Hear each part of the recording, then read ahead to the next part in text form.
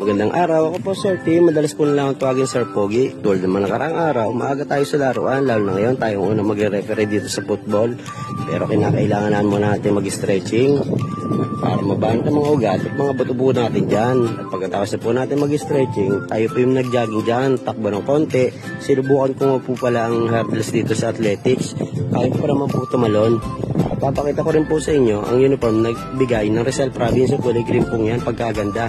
At yung kulay pula na mugpong yan ay bigay ng DepEd Calabarzon. Maganda rin po yan.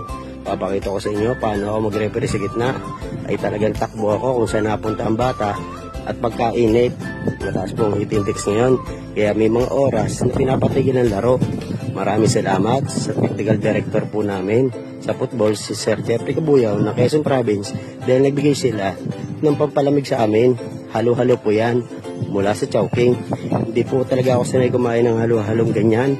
Sanay lang po ako doon sa halo-halo ni Ate Nena doon sa kanto na tagto 35. At yan naman po yung mga bata na una kong pinituan sa football. Sa ibang araw, babagkang ulit kayo. Paalam!